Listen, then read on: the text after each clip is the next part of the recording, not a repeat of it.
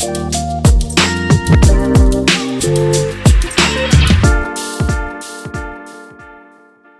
going on, guys? Welcome to the Skedaddle Running Podcast. I am your host, Stowers, and I have my guest here, Mr. Toledo. What's up? What's up? We got Kyle Toledo in the building. And this is going to be our first formal podcast. We have two other ones that we've done so far, but those are my kids. So this is going to be the first actual adult that we have on the podcast. So happy to be here. Yeah, I'm glad you're here, man. Let's talk a little bit about who he is. He is a PE teacher for Lodi Unified, and he is on year three. Mm-hmm. So, wait, 3 years done, or this is your third year? This will be my third year. So really? That's it? Yeah, I know. Wow, that's crazy. We work together. So it's the maturity, you know. Yeah, obviously. Fully established man. First things first. Tell us about your running journey. Like, how did you get to where you are now in the running journey? Okay, so I was a 6-year wrestler. And all the way through my junior year, ended up breaking my ankle in practice. Sharks and minnows, if you know anything about that. That's a fun game until it's not. Broke my ankle, had surgery, realized for my senior year, which is supposedly the best year of wrestling, that I would not be the same. So I quit. And then my friend was like, hey, I see you're not doing wrestling.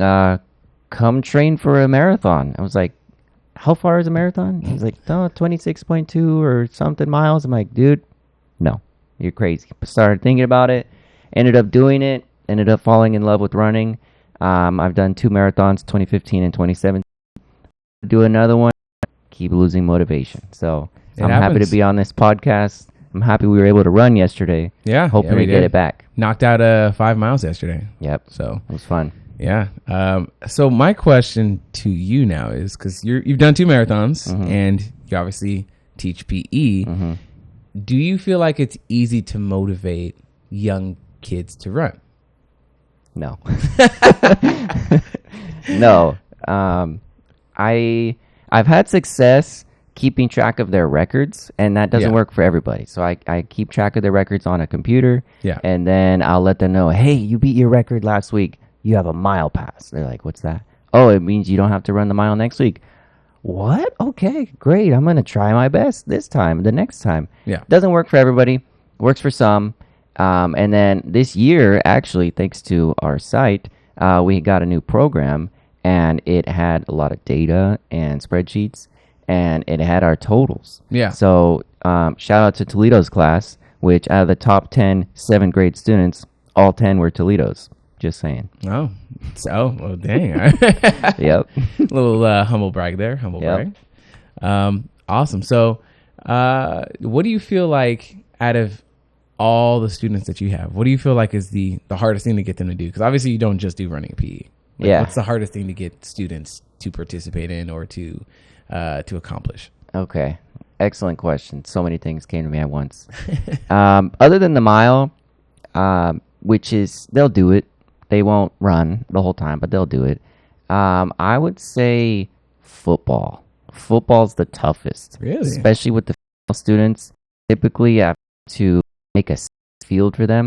Boys start playing. Yeah. The girls, they really, really enjoy a slow game. So they'll throw an incomplete pass. Okay, timeout. Let's get back to the line of scrimmage. Let's line up. Okay, you're defending you.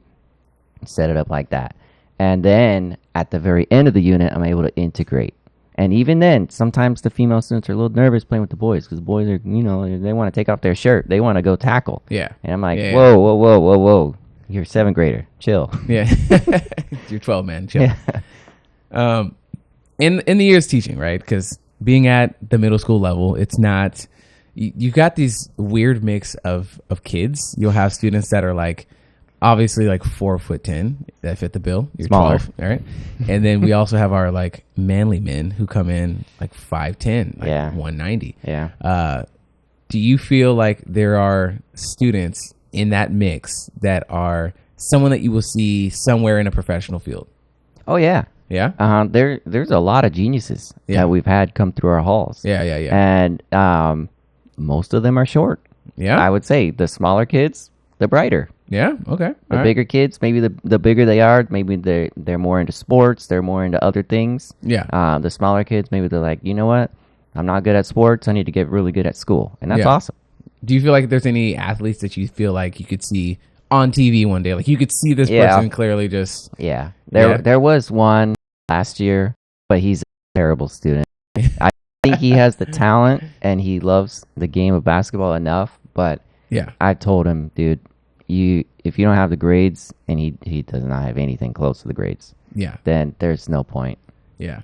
There was a student that we had a couple years ago, and that he's like, I don't know, he was like 5'10" coming in, and he was like way more than me, taller than me. Like it was ridiculous trying to coach this guy because I had him in basketball, and he was not like, that wasn't his main sport.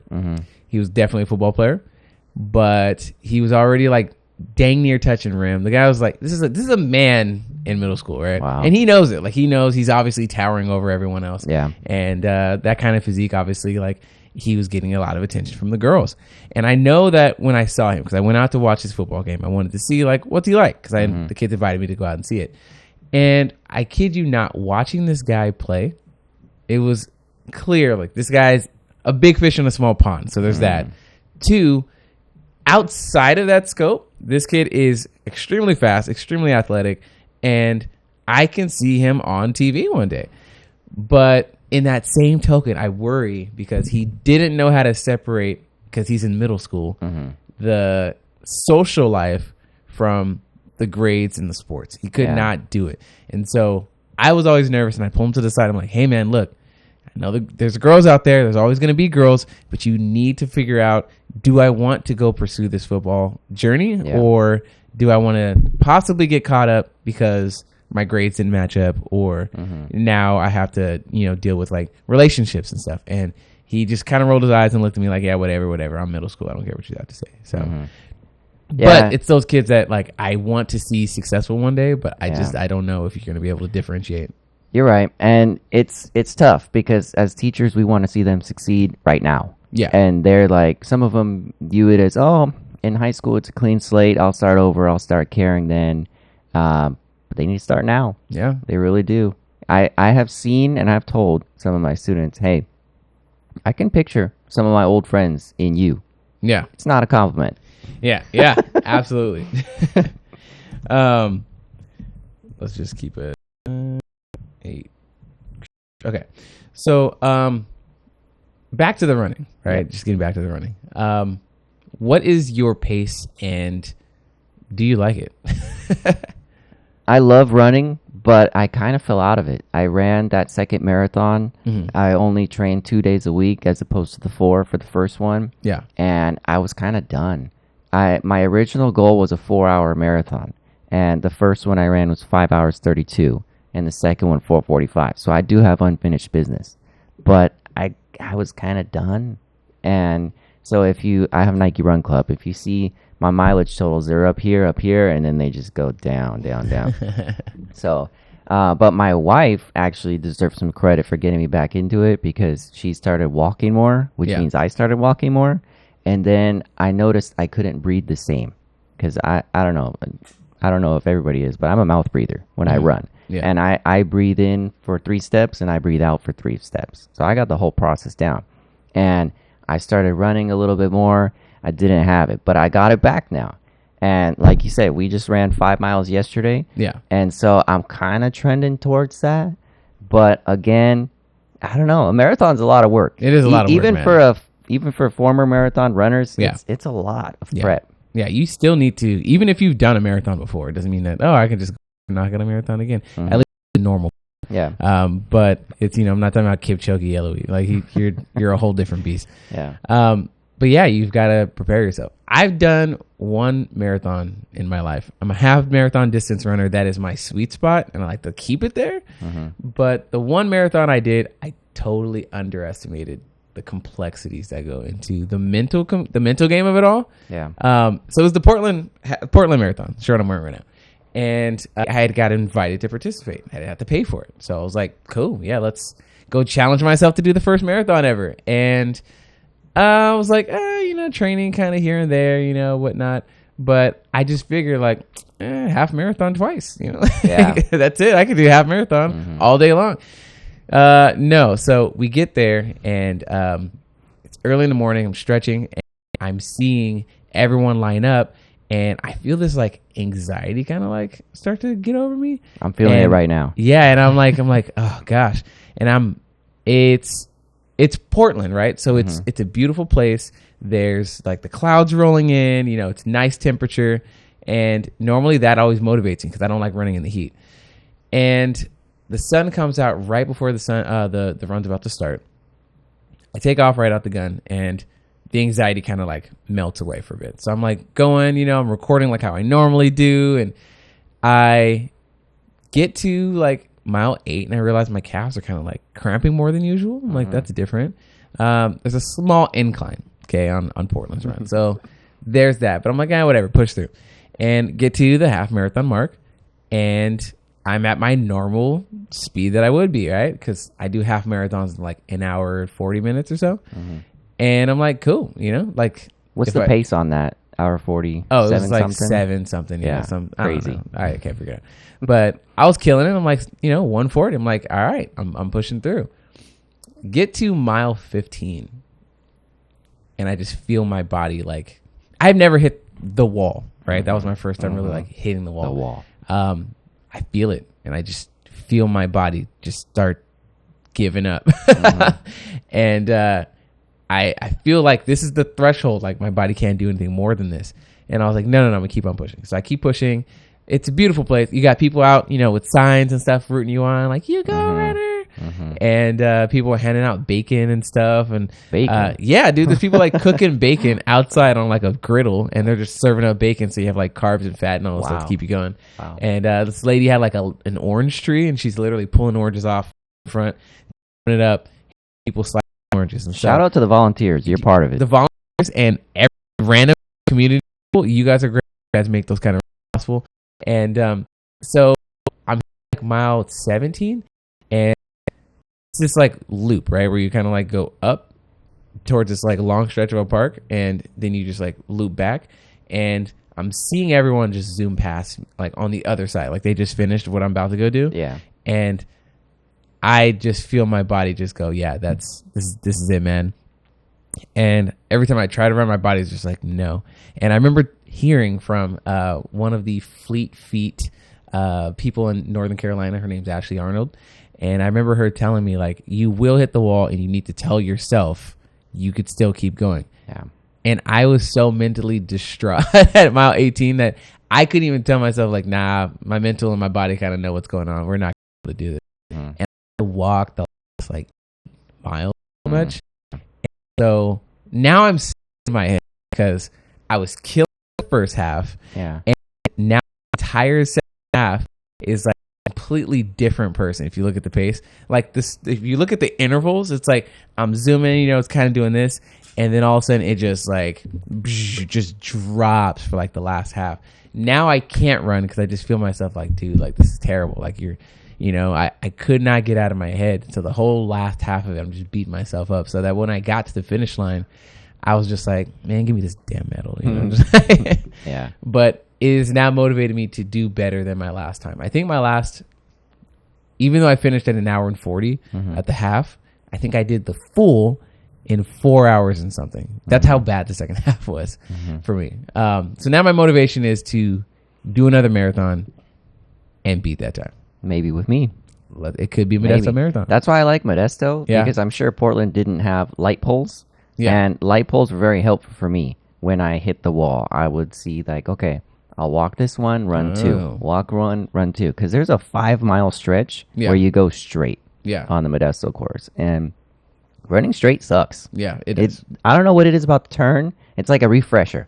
I don't know. Yeah, no, I get it. Even Beta Breakers is only 10 miles or so, or something like that. And there's this long stretch. If you're doing it's like an extension of the course. You could do like regular, Beta Breakers, and then there's like an extension one that I did. When I did that last extension part, you're running by the beach, which sounds great, but you're just running straight for like 3 miles and then back. It gets old. It gets really, really old. And then it's just windy because you're by the water. And then you're like, I want to get in the water. Yeah, and it's like you just hear the water in the distance, but like because of the way that the the breakers are, you don't see it. You just hear water, you feel the wind, and you just are going straight. Terrible. Not a fun gig, dude. Not a fun gig. So yeah, straight ducks. Straight ducks. But yeah, man. So when is the Modesto Marathon? It's a Sunday in March. I want to say the second Sunday. Yeah. Every March. So if I threw that at you next weekend, do you think you'd be able to do it? Do what? Like if there was a Modesto Marathon next month. Like, oh, yes. You'd be able to do it? So like remember how you said earlier, like you can't just show up and run a marathon? I could. Yeah. But my time would not be anything close to my 4:42 or whatever it is. Yeah. No, it'd probably be in the fives. Because like you said, you'll run really good. You'll feel great. Yeah. You'll hit the wall and you'll hate your life. Yeah, you will definitely hate your life there. Okay, cool. So have you done a half marathon yet? No. I ran straight? 10 miles Yeah. this month, I think twice, and then once last month.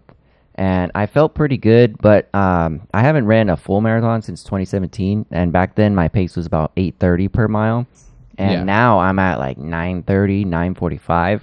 So I'm telling myself that it's easier, even though it feels the same because I'm just fatter, older, and slower. Yeah. But you have to adjust. Yeah. And my advice for you would be, if you do end up wanting to do any marathon, is your half marathon pace is definitely going to be different than your full marathon pace. And I'm sure you already know that lesson. Okay, so here's the big one. What do you eat before you do a long run? Whew. This is different for everybody. Everyone eats something different for everybody. Yeah. I would say use my advice with caution. I don't eat anything Disclaimer. I don't eat anything before a long run. Like nothing at all. Nothing. So when I was part of Teens Run Modesto, which was the high school program. Yeah. And they trained us run 4 days a week. The long runs are on Saturdays. And I mean, you could say I ate at school, but I would not eat anything purposely before. And then the long runs on Saturdays were at 8 a.m. That's early for a high schooler. So I was not eating before that. I'd roll out of bed and run 20 miles. You just roll out of bed, run 20 miles, nothing at all? Nothing. Did you have any water on the time that you were going? Not really. That's why I'm saying don't listen to me. Don't listen to me, because the first marathon, that's what screwed me up. This man's got a cockroach diet. I didn't drink any water, and they had these pretzels and stuff, and I don't know. It's just eating while running. It's something new to me, and it's something I'm gonna try this time. The second marathon, I did carry a water bottle with me for the first 18 miles, and my arm was hurting because a water bottle holding it for 3 hours hurts. Yep. I ended up leaving it on the side of the road, but I did better. I did like 45 minutes better, and I think I can directly attribute that to the water and the fueling up. So, like I said, use my advice with caution. But the 10 miles I did, I think it was last week. Yeah. I didn't eat anything. I don't know, but I do have a tradition. Yeah. At the end of each marathon, there's only been 2.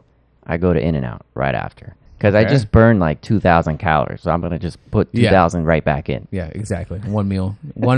That's right. 10 minutes worth of eating versus like 5 hours worth of running. That's right. So here's what I do. Okay. Here's my ritual. Before a really long run, I don't know the science behind it. Okay. And I'm a science teacher, but I believe that it's the proteins and the carb loading that happens before. I always, the night before, have Ono Hawaiian barbecue. Smart. Tasty. Yeah. And you just get a little carb loading in there. I know that's part of it. The rice and whatnot. Yeah. But I just feel like the meat's clean and it just... Dude, their meat is great. It's great. Yeah. I love it. And the thing that I do throughout the run is, not like you, I have to hydrate, because I will definitely... Carry a water bottle? I hit the water stations. I always make sure I hit the water good. stations. That's if I don't have a water bottle, I will be hitting those stations. But if I'm trying to like push through on time, like if I'm trying to like beat a certain time, I have like the waist belt thing that has like the little 2 water bottles where you can just like drop from the hip or whatever, like you're, a Western shooter. I have those, but recently I lost that belt. I don't know where it's at, and so I just either carry a water bottle or I just rely on the water stations. That's what water stations are good. Yeah. That's going to be my adjustment, mainly, is using them. I don't know. I just viewed them as slowing me down. Slowing down a little bit. But you did mention the belt that you had. I used to have a belt too. Yeah. And maybe a pro tip is I would put 2 fun-size Kit Kats in there. one for when you reach the half marathon, and one for when you hit the wall.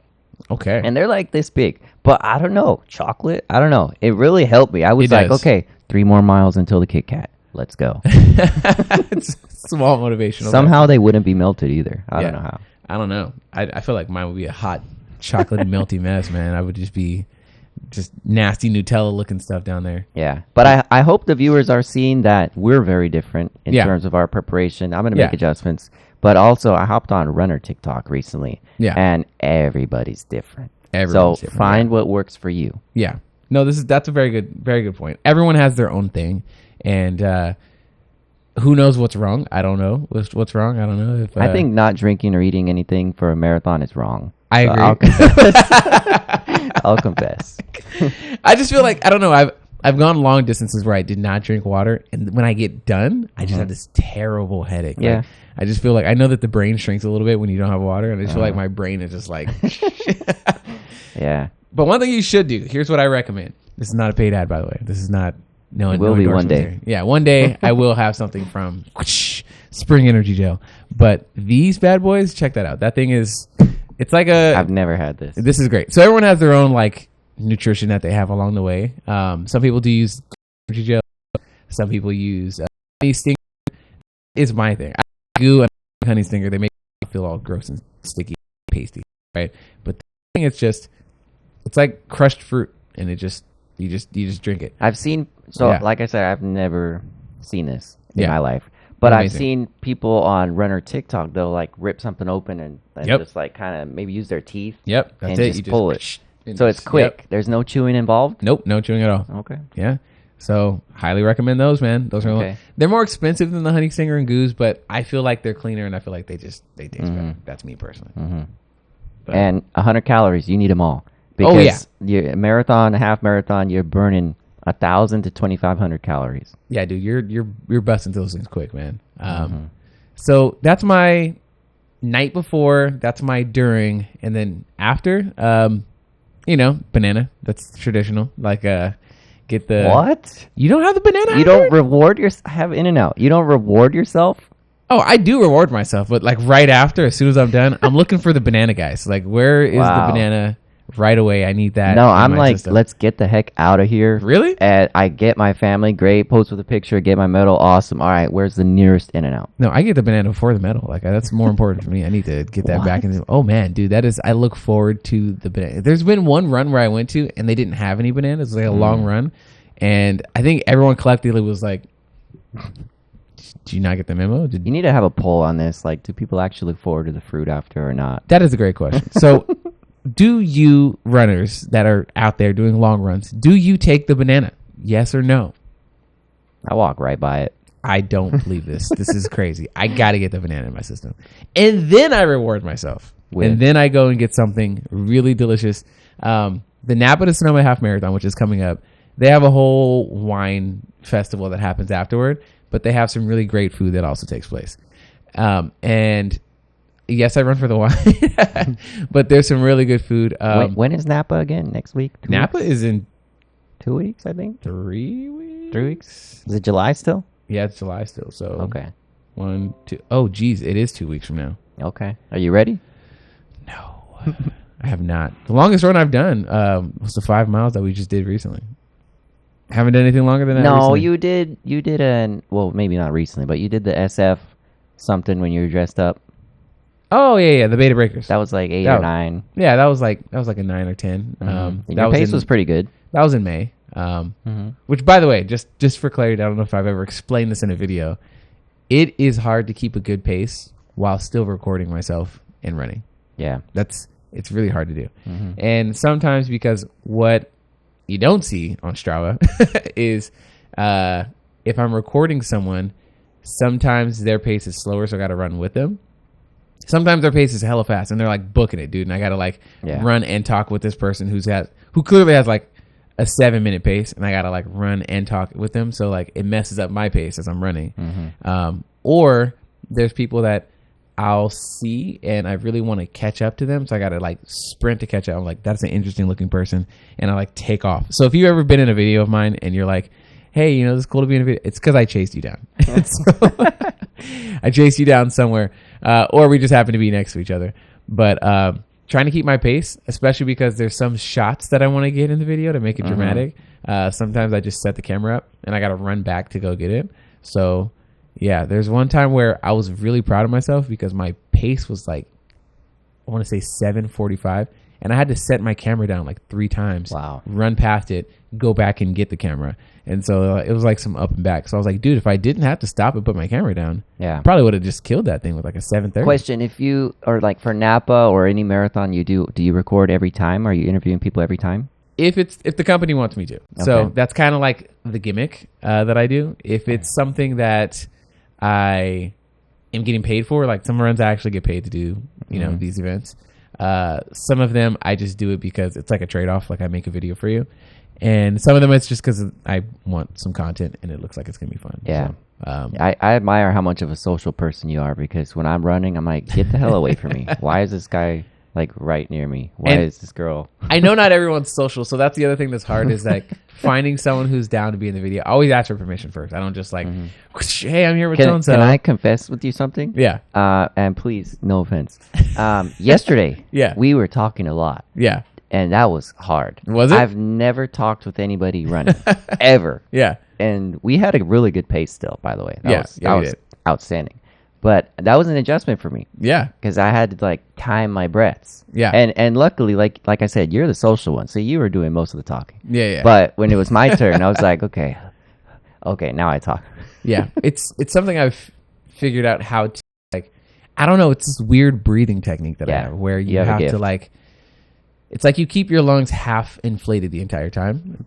And so half of it's going to go towards talking. And the other half goes towards. It's a science teacher talking. You know, like you're. It's like, I feel like, it's like the way I see it in my head is I have half of my lungs occupied just for the communication. The other half, the oxygen is going towards, you know, legs, muscles, and all the other things. It's all mental. It is mental. But finding the way to breathe, it took a long time to do this. And there was one run that I specifically remember. It was the Hollow Wine, which was taking place in Healdsburg, California. And they wanted me to make content. And it's a half marathon. So I was trying my damnedest to like run in a costume, by the way. I'm running in a costume. And I'm trying to do this for Halloween. It's a wine-themed event. And I was dying, dude. It was really, really hard to get my breathing down. And I just couldn't do it. And so I would like run, and in the video it looks like, oh yeah, you know, he's doing such a good job. But after I get done talking, like, thanks, man, and I just stop and I just walk for like 3 minutes. I'm like, oh my God. So it's something that takes a while to adjust to. That's the thing I hate about marathons and long distance running is you run so hard, you're doing so great, then you have to start walking. And it's not like you even feel better when you walk. Yeah. Like you can't run anymore. You physically can't. And it's not like I'm going to walk for a minute and then I'll be recharged. No, your batteries are done. Yeah. Do you think you can... So what is the longest distance you feel like you can run without stopping? Okay. Excellent question. I ran 10 miles the other day without stopping, so I can for sure say 10. I'd probably say between maybe a half marathon. I did 14 for my most recent marathon in 2017. Yeah. And the 14 was the turnaround. And also that was where the bathrooms were. Yeah. So automatic pit stop. Fun fact, I don't use the bathroom when I'm running. I don't do it. I don't hit that. To me, like how you earlier about water station slowing you down. And you're hydrating.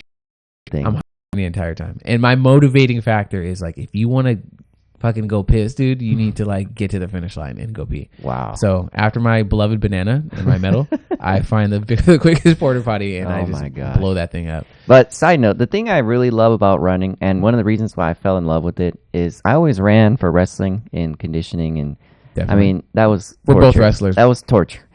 But the thing I love about running is I was never the fastest. Like if you and me ran like across the street right now, you would absolutely destroy me. But when you stretch it out like to a mile, okay, now I'm suddenly faster than a lot of people. Stretch it to 10, to a half. Like it allows me to feel better about myself. And everybody has their own pace. That's the thing. I see people running and finish pace 17, 19. And I'm like, PE class, that's a D. Yeah. That's not very good. But for running 10 miles. That's really good. Yeah. That is really, really good. Yeah. And I think that's the thing that, and this goes true for even the 5Ks and 10Ks that I host. I feel like a lot of times people feel like they need to be the fastest person, and that it's a race, and it's classified as that because there's actual athletes out there that want to become first. But generally speaking, if you think about the grand scheme of things, like the Beta Breakers, there was like tens of thousands of people there. That was the biggest event that I've ever attended. And yeah, there will be someone first, but not all 40,000, 50,000, 60,000 people. Then not everyone's going to be first. And that's okay. And even with the 5Ks and 10Ks that I do, I want people to know you don't have to be the first one across the finish line. Just get across the finish line. Yeah. And you did it. Once you have kind of removed that from your brain, I feel like it makes it a little bit easier to want to get out and participate in one of them, because I feel like that's the first thing that stops people. Like, oh, I'm not fast enough for that. Oh my God, that's too far. You don't have to be fast. Just get there and get it done. Yeah. And you don't have to love it either. There's people like us, I would say, that absolutely hate running a full marathon. It's like, why did I pay $100 to sign up for this? Why did I pay to die? This is crazy. Yeah. But then you finish. Maybe you need a little break like me. But every year I've thought, I need to do it next year. I need to do it next year. And we'll see. I don't know. Yeah. We'll see. But I'm for sure not. I'm politely declining your interview request for the and I'll get there. So do you feel like, so how many runs have you done outside those two marathons? Done any other? I've done, part of the training, obviously. Yeah. Like a organized run, like where you get a medal and all that stuff. I did. They've had some 5Ks in Modesto. There was like a Christmas one. And then I did the San Francisco Golden Gate half marathon. Not Golden Gate, Golden Gate Park. Yeah. Actually. Yeah. Got to specify there. Yeah, they got a couple of them. So. Yeah. Did not touch a bridge. Yeah. Okay. Awesome. Yeah. So aside from your marathon, were any of those like challenging for you? Yeah, the San Francisco one, because it's hilly, obviously. I prefer flat courses. Yeah. And the hills, from what I remember, it was a while ago, but the hills were like the first thing, like the first 3 or 4 miles, it's hilly. Then you get the beach. And at least with this one, you can see the water. Yeah. But like you said, it's like 3 miles, and then you turn around and you come right back and you see all of the people who are behind you. Yeah. But earlier you were seeing all the people ahead of you, and you're counting them, and you're like, wow, I'm behind like 200-300 people right now. I know. Yeah, I know.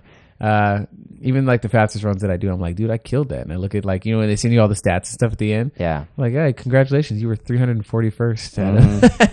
Which out of 8,000 is actually really good. You know? Awesome. But it's also like, damn, 340 people that just zoom by and just finish this thing. Super cool. So I want to qualify for Boston Marathon. Yeah. Have you looked at what it takes to qualify for Boston? I did in high school, and I was like, yeah, never mind. Not happening. I want to say, at least in high school, the time needed was like 3 hours and 15 minutes. Yeah. I think for my age bracket, it could have been lowered since then. I'm looking at it right now, actually. That was insane. And again, my first marathon, I finished in 5 hours and 30 minutes. Yeah. So not even close. And I think that 3 hours of 15 is about like a 7:15 to 7:30 pace. Yeah. Not a chance. Yeah. No way. Let's look at this. Do you want to hear the qualifications now? Because we're in the same age bracket, by the way. So for our bracket, you need to have a pace, or you need to qualify with, for men's, 3 hours flat. Oh my gosh. Yeah. Not happening. Yeah, that's gross. I will not be doing Boston. New York is similar to that, because my aunt, she lives in New York. She tried to get me in one time. Yeah. But New York, that you qualify using a valid, verified marathon time. Yeah. Or they have a lottery. And I don't know. I've wanted to enter the lottery, but like you said, there's probably 50,000 people entering the lottery. My chances are better of winning the New York lottery, I guess, than going to my local gas station. But yeah, still, it doesn't feel very good. Yeah. I don't know what in New York, the lottery system, I think every year that you enter the lottery system, I think it becomes easier for you to get in next time. So if you don't qualify every time you get put into the lottery, I believe that it increases your chances each I night. got to look it up. I think you Yeah. also have to join their running club, which Yeah. obviously, I mean, The New York Run road Runners, yeah, NYRR.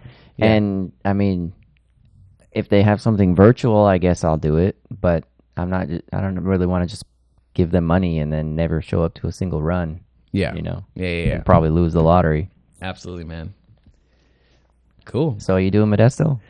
I have not confirmed yet, man. We'll see how Napa goes. Yeah, we'll see how it goes with Napa and how my body's feeling, dude. Well, you got until March next year. Yeah, it's just also the planning, because like in between now and when the Modesto Marathon is, I have the Talk of the Town that I have to plan, which cuts into my running time. I believe it. Now I can't run as much, and then the Brain Health to Beat Stroke, which is a run that I help out with.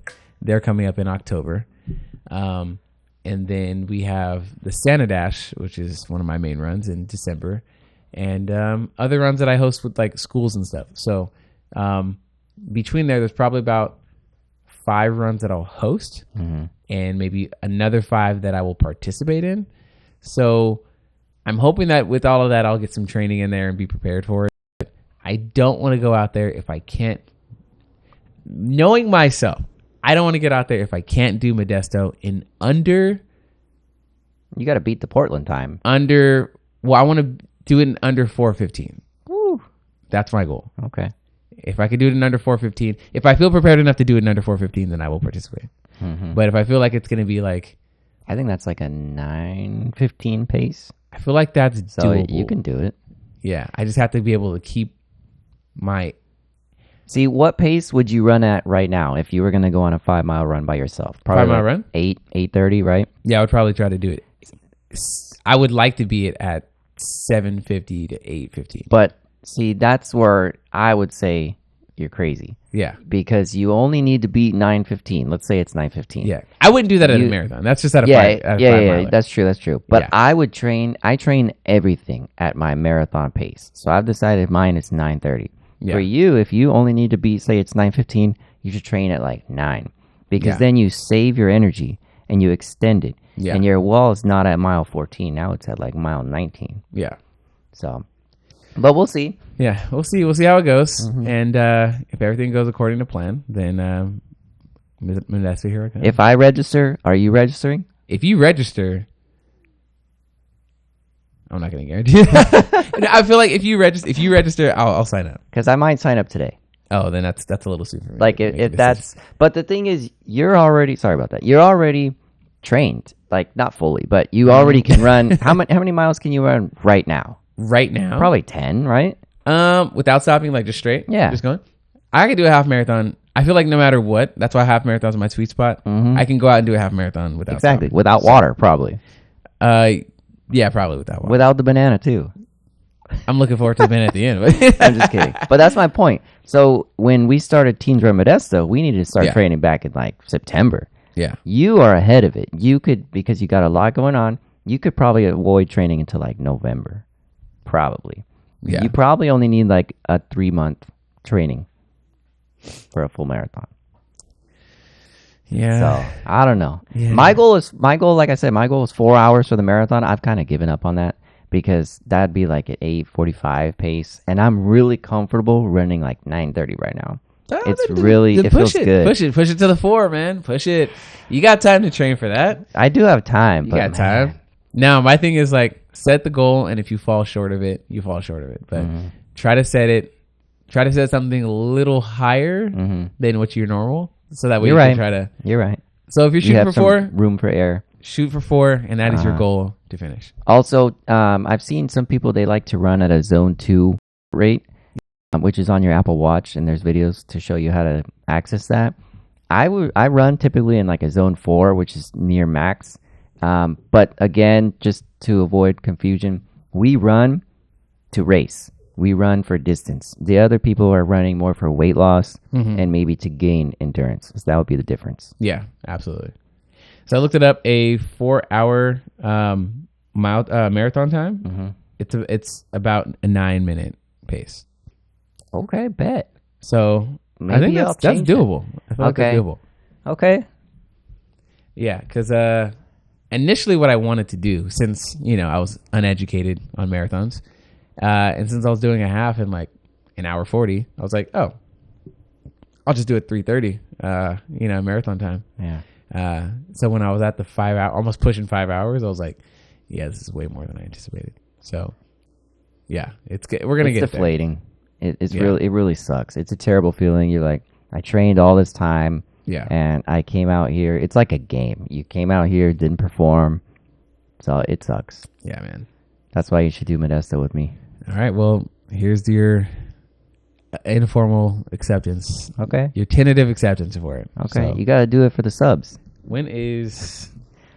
I want to say it's... I feel like it's the 20th or something. Yeah. It's like probably the second or third Sunday in March. Sunday, March 24th. You got time? You got $100? I do. Here's the deal. I will sign up for the Modesto Marathon. They do have bananas. Okay. Well, see, I've seen they have like a fruit stands out there at the end, so you would be in heaven. Yeah. I will sign up for the Modesto Marathon after I finish Napa to Sonoma. If I do Napa to Sonoma in under an hour 45, I will sign up for the Modesto Marathon. Say 2 hours.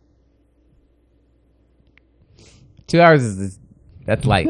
An hour 50. If I do it in under an hour 50, then I will sign up for the Modesto Marathon. I think you will. I think that's fair.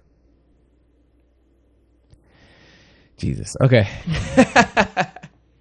All right. So, couple things before we go, because I know you got to take off.